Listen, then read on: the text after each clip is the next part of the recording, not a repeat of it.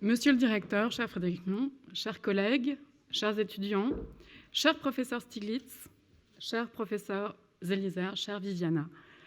En accord avec vous, je prononcerai donc cette allocution en français. Viviana Zelizer est sociologue, professeure de sociologie à Princeton depuis 1988.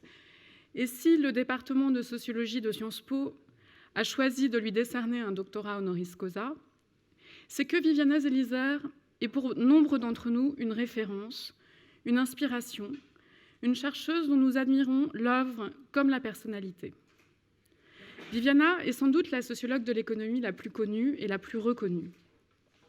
Son œuvre démontre que dans les sociétés contemporaines, depuis l'industrialisation et l'avènement d'une économie capitaliste, l'économie et la vie intime sont paradoxalement considérées comme devant rester séparées alors qu'elles sont profondément imbriquées. La vie familiale et intime est traversée d'enjeux économiques. Et de même, les pratiques économiques sont traversées d'enjeux sociaux, culturels et éthiques.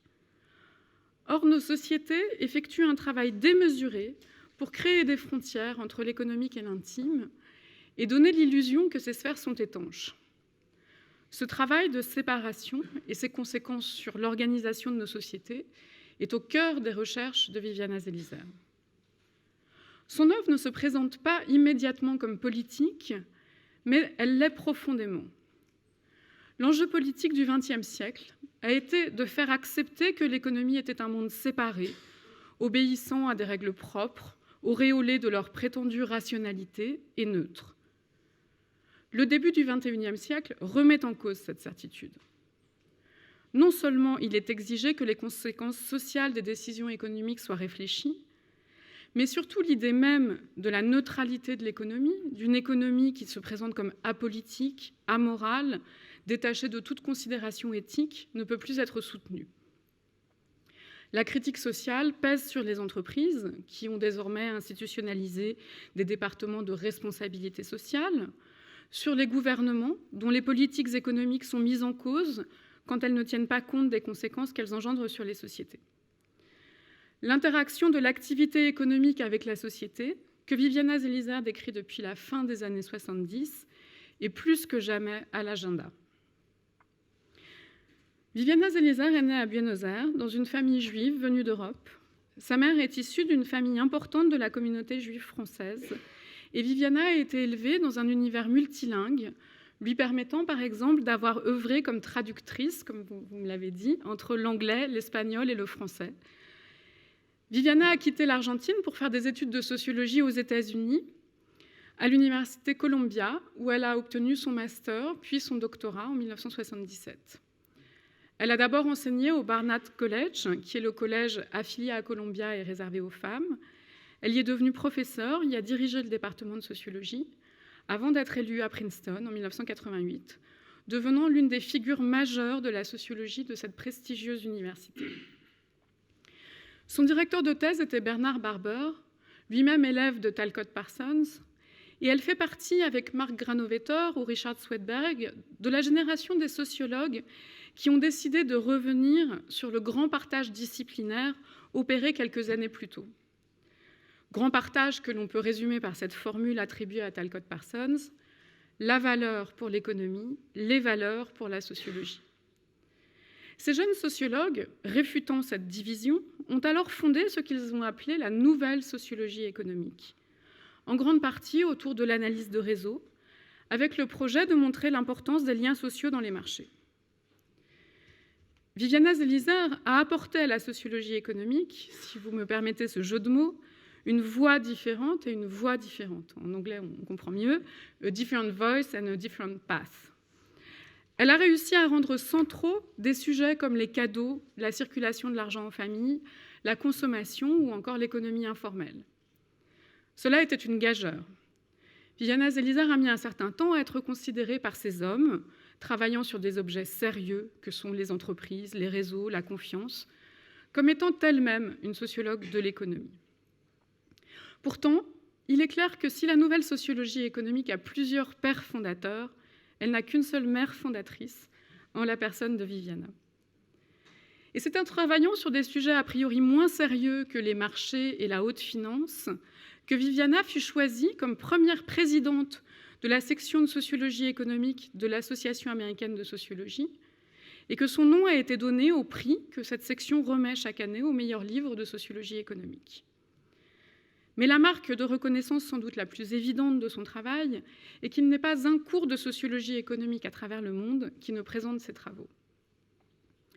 Il ne s'agit pas ici d'un enjeu anecdotique, ni de se faire plaisir en soulignant des différences de genre dans les approches de l'économie, aux hommes les marchés et la finance, aux femmes le domestique, mais bien d'une question scientifique centrale. Une partie non négligeable de la science économique, mais aussi de la sociologie, considère que la vraie économie est celle des entreprises, de la finance, des marchés sérieux, tandis que l'argent domestique, l'argent qui transite entre les individus, est perçu comme périphérique ou accessoire. Or, si l'on juge l'argent domestique comme un sujet périphérique, alors la démonstration selon laquelle cet argent est traversé de multiples significations sociales, qu'il est attaché à la culture, à la religion, aux relations entre les personnes, ne pourra être transposée au reste de l'économie et n'ébranlera pas l'idée selon laquelle le monde économique n'est régi que par la froide rationalité. Ou plus exactement, si le partage entre économie domestique et économie véritable ou sérieuse est maintenu, alors toute manifestation de culture ou de socialisation dans les pratiques économiques sera qualifiée de biais. Le travail de Viviana Zelizer affirme au contraire que les pratiques économiques, non seulement dans l'espace domestique, mais bien dans leur ensemble, ne peuvent s'imposer sans être cohérentes avec la culture et l'éthique des sociétés auxquelles elles appartiennent, quitte à entreprendre un travail de transformation des normes éthiques pour ensuite déployer des marchés, des pratiques, des formes de calcul précédemment inacceptables. La culture n'est pas un biais, elle est au fondement de toute pratique économique. Le premier travail de Viviana sur l'assurance vie était déjà une façon de circuler dans les différentes régions de la vie économique. L'assurance vie est un marché de milliards de dollars qui mobilise des marchés financiers, les techniques de calcul les plus perfectionnées pour mesurer le risque, qui utilise le meilleur de l'ingénierie financière et nécessite un cadre légal adapté. Nous sommes bien au cœur des vrais marchés. Pourtant, l'histoire de ce marché est une histoire de morale et d'éthique. L'hypothèse de Viviana Zelizer, étayée par des archives et une longue recherche, est que l'assurance vie n'a pu se développer qu'à partir du moment où la bonne mort fut redéfinie de façon conjuguée avec la redéfinition du rôle du père de famille. Un bon chrétien ne devait plus uniquement se préparer spirituellement au passage dans l'au-delà, mais il devait aussi, voire surtout, anticiper les conséquences financières de son décès sur sa famille. Dès lors, si l'assurance vie est devenue un marché si important outre-Atlantique, ce n'est pas grâce à l'actuariat ou à la qualité des calculs, mais c'est bien grâce au travail éthique entrepris en tant que tel par ses promoteurs. Ce travail sur l'assurance vie s'est poursuivi par un ouvrage au titre magnifique, Pricing the Priceless Child, publié en 1985. En explorant la valorisation monétaire des enfants, c'est-à-dire leur travail, le coût des adoptions et de façon plus dramatique les compensations financières versées en cas d'accident, Viviana Zelizer entre dans des zones aujourd'hui taboues des sociétés, mais qui ne l'ont pas toujours été.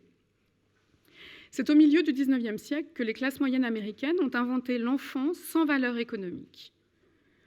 À partir du moment où les enfants ont été extraits du monde du travail pour devenir des écoliers, le bon père de famille ne devait plus compter sur ses enfants pour subvenir à ses besoins dans sa vieillesse, mais devait désormais faire en sorte de subvenir aux besoins de ses enfants improductifs, concentrés sur leur éducation. Les valeurs familiales modernes imposent de ne pas compter l'argent dépensé pour les enfants, ce qui rend l'enfant, au sens propre comme au sens figuré, hors de prix.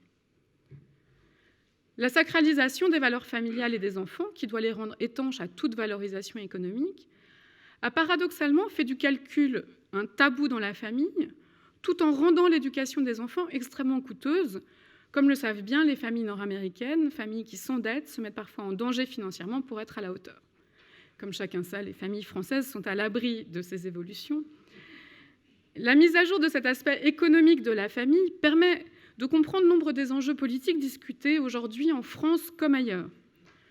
Fonder une famille dans le monde contemporain, c'est être en mesure de subvenir à ses besoins et de porter ses enfants jusqu'à l'autonomie et l'insertion sur le marché du travail. Si les conditions économiques ne permettent plus aux ménages de le faire, c'est une extrême violence qui est faite aux personnes qui ne sont plus en mesure de remplir leur rôle moral de parents. Les travaux de Viviana les plus connus en France sont ceux sur l'argent. Son seul ouvrage traduit en français, La signification sociale de l'argent, attaque une idée bien ancrée chez les économistes comme chez les sociologues, que l'argent est un simple outil nécessaire aux échanges, neutre et sans odeur. Cette neutralité supposée serait sa force. Il pourrait tout évaluer, autoriser les échanges entre n'importe qui, n'importe quand et n'importe où. Cette neutralité est également ce qu'on lui reproche. Il appauvrirait la vie collective en imposant une seule échelle de valeur, en rendant toute chose et toute personne comparable. L'argent et sa circulation accrue auraient enfanté une humanité rationaliste et calculatrice qui risque, si ce n'est déjà fait, de perdre son âme dans la société moderne monétarisée. Viviana Zelizer combat ces deux conceptions corrélées de la monnaie. La monnaie n'est pas neutre et impersonnelle, et la monnaie ne détruit pas les liens sociaux. Encore une fois, l'observation de l'espace familial lui permet de déployer ses arguments. Elle enseigne que l'argent a une odeur et que ses utilisateurs se l'approprient et le colorent de significations sociales, culturelles ou affectives. Son analyse est ici aussi fondée sur les changements sociaux de la fin du XIXe et du début du XXe siècle. L'argent pénètre alors dans tous les foyers, y compris les plus pauvres. Il y est marqué par les acteurs en fonction de son origine, gagné à la loterie, reçu en cadeau, en salaire, reçu illégalement, de sa fonction, argent du loyer, du charbon, de la nourriture, des loisirs, et de son utilisateur, argent de l'épouse, du mari, des enfants. La sociologie de l'argent de Viviana Zelizer établit que l'argent n'impose pas ses logiques de façon unilatérale, mais qu'il est domestiqué.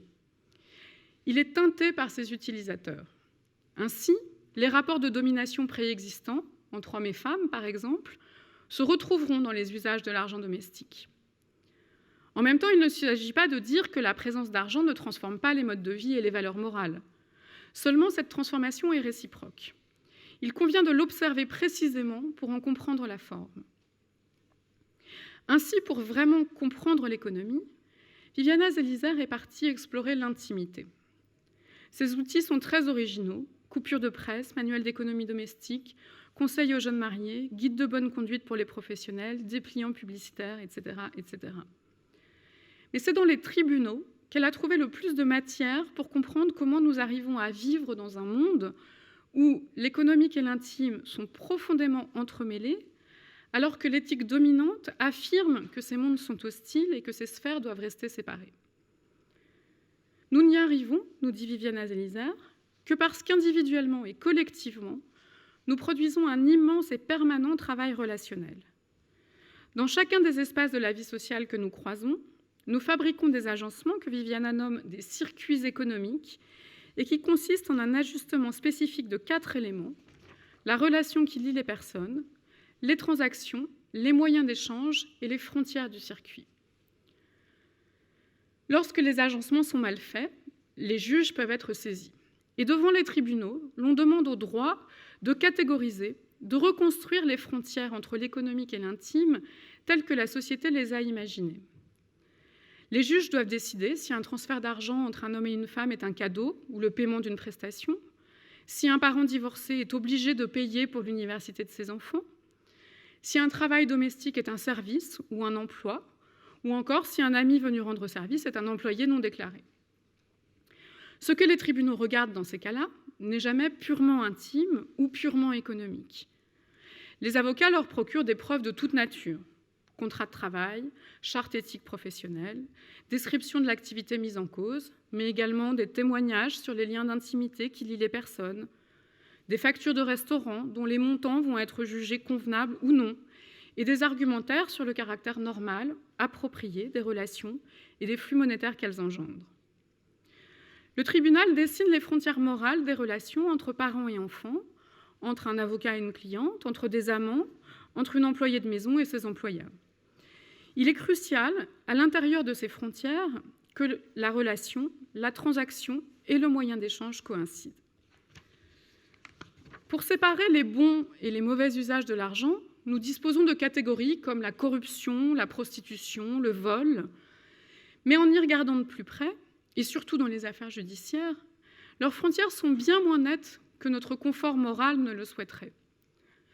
Les journaux sont pleins de ces enjeux qui nous passionnent, qu'il s'agisse des journaux à scandale qui étalent des guerres familiales lors de l'héritage de chanteurs célèbres, ou de journaux plus sérieux qui nous font part du récent renvoi du patron de McDonald's qui a une relation amoureuse avec un subalterne, ou qui s'interrogent sur les menus qu'il convient ou pas de servir dans les palais de la République, selon que les repas sont amicaux ou professionnels. Dans chacun de ces cas, la justice est saisie, mais également la morale. Ces sujets éminemment zélizériens remplissent nos conversations. Nous avons sous les yeux en permanence les preuves de l'entremêlement de l'intime et de l'économique, et pourtant nous continuons, par le travail relationnel, à maintenir la fiction de ces séparations qui devraient préserver la pureté de chacune de ces sphères. Et ce travail relationnel n'est pas un enjeu individuel. Les contrats de mariage, les certificats de naissance, les contrats de travail ou les déclarations d'intérêt sont des traductions sociales de ce travail relationnel, c'est-à-dire de ces murs que nous essayons d'édifier pour savoir où nous placer dans la société, comment agir avec les autres et intégrer l'existence de flux financiers inévitables sans que l'argent ne détruise le lien social. Cette approche ouvre la voie à de multiples enquêtes, de multiples comparaisons. On ne se marie pas et on ne divorce pas de la même façon et au même coût en France, aux États-Unis, en Chine ou en Algérie. La bonne façon de prendre soin des enfants et des personnes âgées diffère également. Peut-on confier ses enfants ou ses parents malades à une personne extérieure à la famille ? La réponse à cette question est morale, culturelle, elle est aussi institutionnelle et traduite dans les différentes formes d'État-providence. Et ces enjeux sont fondamentaux pour nos sociétés. Ils sont source de conflits au sein des familles, ils sont source de conflits politiques majeurs. Les gens descendent dans la rue pour défendre leur pouvoir d'achat, leur retraite, pour protester contre la hausse du prix du ticket de métro, car c'est bien de la possibilité de faire coïncider sa représentation de la bonne façon de vivre et ses possibilités économiques qu'il est question. Les chercheurs français connaissent, lisent, utilisent le travail de Viviana Zelizer depuis longtemps. En 1992, son premier article en français est paru dans Actes de la recherche en sciences sociales, la revue fondée par Pierre Bourdieu. Et il est frappant de voir que Viviana est capable de réconcilier toutes les tendances de la sociologie française. Les séminaires qu'elle a pu donner à l'occasion de ses visites à Paris réunissent dans une même salle des personnes qui ne se croisent par ailleurs que par piques assassines, par revues interposées. Cette reconnaissance dans des univers épistémiques différents, voire opposés, est sans doute due à l'œcuménisme de son approche, qui intéresse les historiens, les sociologues de la famille et de l'intimité, celles et ceux qui s'intéressent au travail du care, tout autant que les sociologues de l'économie. Elle est aussi liée au fait que Viviana Zelizer ne s'inscrit pas dans des querelles académiques, mais propose sa propre vision de la société, qu'elle expose sans agressivité, à tel point qu'elle se tient même, presque toujours, à l'écart du sport préféré des sociologues de l'économie, celui qui réussit à les mettre tous d'accord, la critique de nos amis économistes. Car Viviana est une grande penseuse.